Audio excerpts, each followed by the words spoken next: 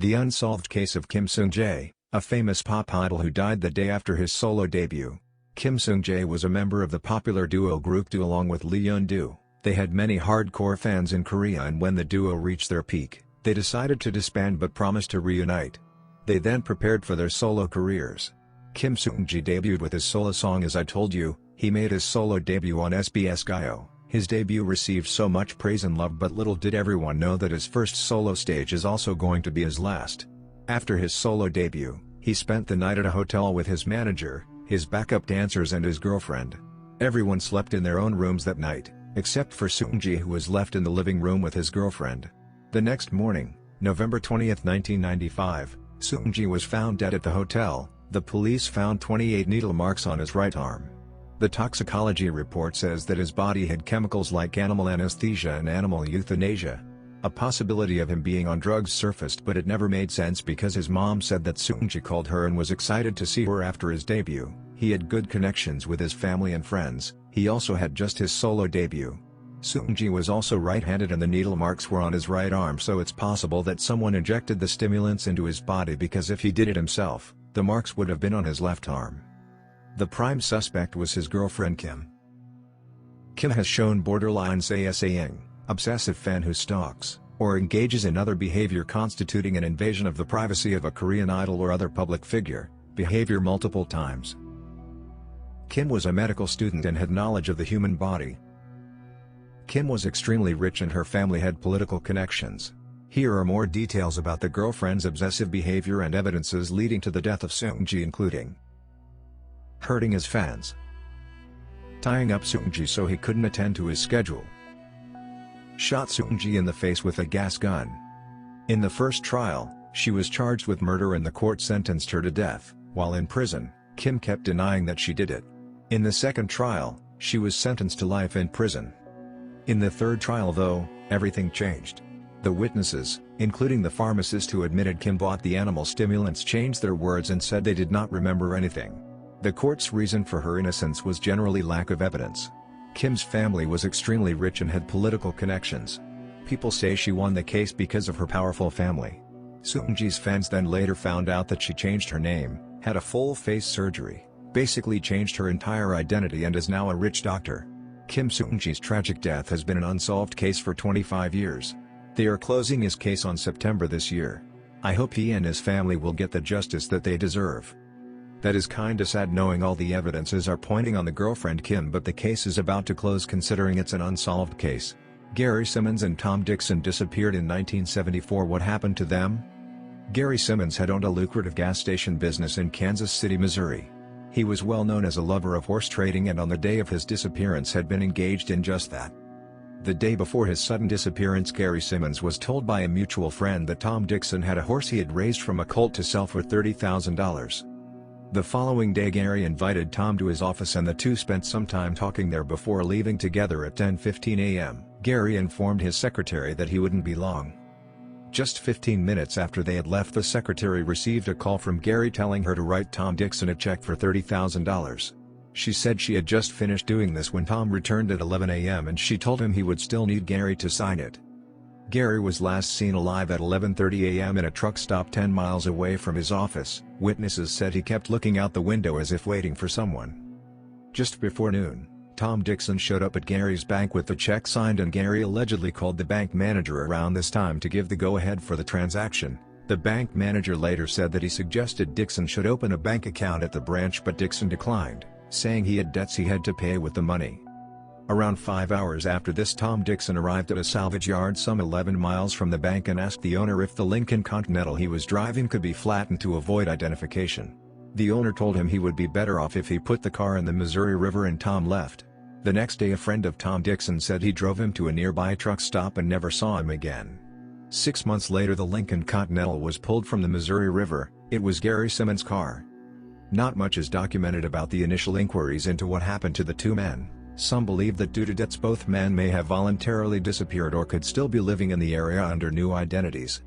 It wasn't until 1991 that a major break occurred in the case. A bus driver named Tyrone Rollins had started working several years before out of a bus yard in Independence, Missouri.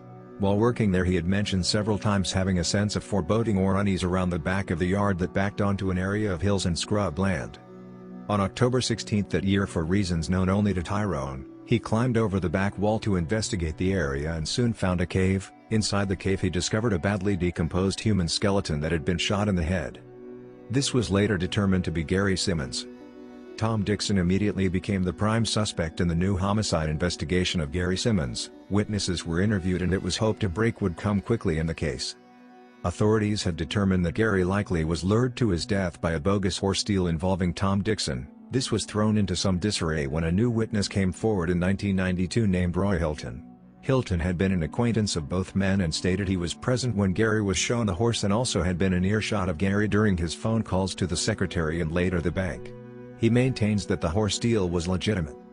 Another theory advanced by both the police and locals was that Gary may have been involved in the sale of illegal fuel during the 1973 Gulf oil crisis. This has since been found not to be the case, but police know that Gary had been due to testify in a federal investigation of black market fuel sales in the area and others may have wanted to silence him. Police today still think Tom Dixon is either the killer or knows who killed Gary. He is now believed to be also deceased considering the length of time he had been missing for. If he were still alive he would be in his 80s. He is still wanted on a warrant for auto theft and destruction of property for the illegal dumping of Gary's car. Some investigators believe he was also murdered and was as much a victim in this case as Gary Simmons. Gary Simmons and Tom Dixon's case is one of the most complicated and confusing cases I've ever heard about, and I would be very interested in what anyone else thinks of it. Do you think after all this time it could still be solved? The missing meditator, Thomas Yeo, Singapore. Today I've got yet another missing persons case from Singapore which is slightly more well known than the one I shared previously, and arguably, one of the most mysterious cases in Singapore. While most, if not all missing cases involve the person disappearing without a trace, this case is, in my opinion, the closest case one could get to the person vanishing into thin air.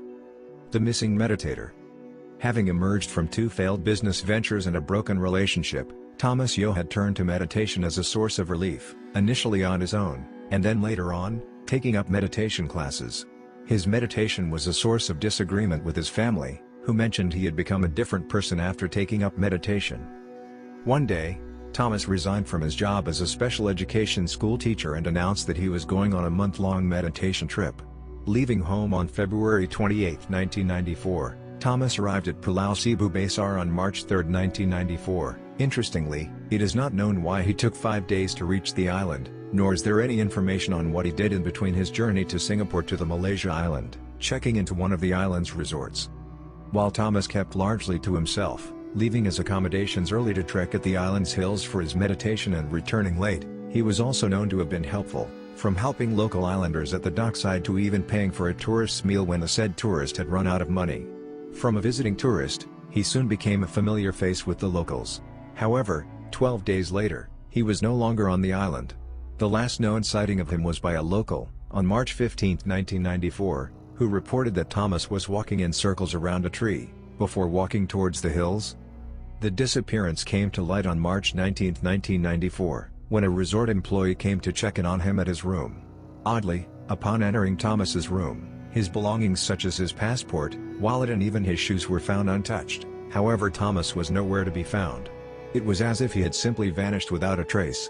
With no explanation, the management filed a missing persons report. A 8-man search team was formed by the local police, with Thomas's 3 brothers joining the team hoping to find their missing brother. With the island's size, they had expected to find Thomas within 2 days, however there was still no sign of him despite the Malaysian police field force and K9 units joining the search team, and the search net being widened from just the island itself to the neighboring islands and surrounding sea. Eventually, the field force and K9 units withdrew their units from the search, limiting the search team to just the family and the local police. Search efforts went on for a full month, with Pulau Seribu Besar itself having been combed multiple times. With the trip and his subsequent disappearance being due to his pursuit in meditation, the family members turned their attention to his meditation, and the meditation teacher, as a possible cause for the unexplained disappearance of Thomas.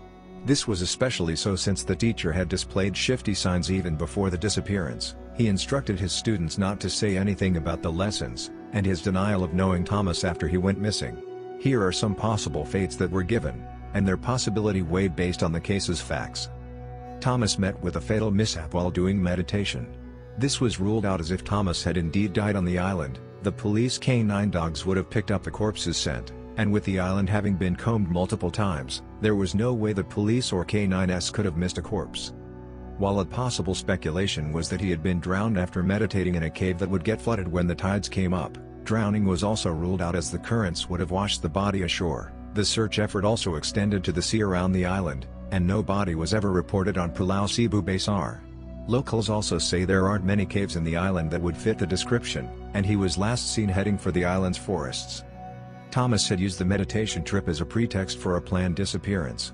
This seemed plausible, given the setbacks he had experienced in his last interactions with his family prior to departing from the trip. However, with his passport and belongings still remaining in his residence, the question remains as to where he could have gone without his belongings, and how he could have gotten off the island. Interestingly, the family would receive calls on an annual basis, around the Chinese New Year period, but the caller would say nothing. Despite the family's attempts to track the calls, the only conclusive lead was that the calls were made from overseas. The supernatural could be involved. With human intervention not turning up anything, the family consulted multiple BOMOs to look for clues to Thomas's disappearance. Interestingly, they all came to the same conclusion, that Thomas had been taken by mountain spirits. At least one local has also agreed with this theory. However, with no conclusive evidence, this can neither be supported nor dismissed. So, with all this, what do you think happened to Thomas? Could he still be alive? FaceFamous.org website mystery. A strange website named facefamous.org. According to the Reddit user, the thread was archived and the account had been deleted by the time I found said thread. It is a website containing articles about proper workplace behavior and Christianity. In the anonymous user's own words, facefamous.org is one I found personally, and while it isn't as massive as South 32, it is definitely a bit weird. On the surface, it appears to be a website with articles on how to behave at the workplace. If you scroll down to the bottom of the page, you'll see a really massive section dedicated to prefixes, which if you click on any, will reload the page, and now offer you to choose suffixes. If you then click on a suffix, you'll get a list of every single letter combination possible between the two. There doesn't seem to be any point to the website, there are no ads whatsoever, there are no comments on any of the articles. Also for some reason it asks data from a website called goingbyfaith.com, which is a similarly empty website of articles on Christianity. While they seem relatively innocent, it seems like to me there's something hidden beneath the surface. I googled the website's name trying to find more info, but it seems not many people know about this. When I tried to enter the site, expecting something similar to the description, I was redirected to a Google search. The search was this: WHO called you? Find phone numbers site enigmatario.com. This weird site appears to be some kind of news website, although it contains very few articles, which have topics such as American politics to adolescent mental health. All in all, for so few articles they are very varied. In the Contact Us page, there is only a blank form and absolutely no information about the person writing the articles. Searching it a little further, and deciding my cryptography skills weren't yet up to the task of decoding whatever hidden messages were in the site, I came across another archived Reddit post, where a user named Bingus_Bastardo says, on the surface, facefamous.org appears to be a website with articles on how to behave at the workplace. Already, this is a little odd, considering the website's name. Wouldn't you expect it to be some sort of celebrity website? However, this is only a facade. There are no comments, all the posts are uncategorized, and all made by one person, the site admin. The website feels empty, for lack of a better word. If you scroll down to the bottom of the page, you'll see a really massive section dedicated to prefixes, which if you click on any, will reload the page, and now offer you to choose suffixes. If you then click on a suffix, you'll get a list of every single letter combination possible between the two. What is the purpose of this? Who knows? There doesn't seem to be any point to the website, there are no ads whatsoever, there are no comments on any of the articles. Also for some reason it asks data from a website called goingbyfaith.com, which is a similarly empty website of articles on Christianity. While they seem relatively innocent, it seems like to me there's something hidden beneath the surface.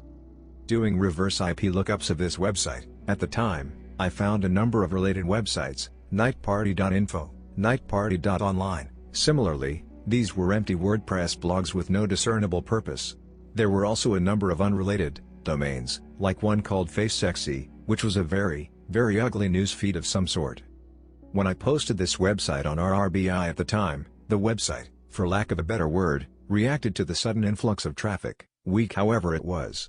It began redirecting to a website called foodpits.org, which was actually a non-functional phone number lookup service. So in conclusion, I have no idea what this is supposed to be. SEO optimization? Domain squatting? Something more nefarious? I have no clue. The related websites the user mentions appear to be defunct at the moment, perhaps replaced along with the original site by Enigmatario as the new front for whatever they are doing. I strongly believe the website is a front for something else, although I can't say what. I honestly consider myself a realist and do not really believe in complex conspiracy theories and satanic secret societies, so my guess is probably something like relatively low-level illegal activities being concealed by a fake website.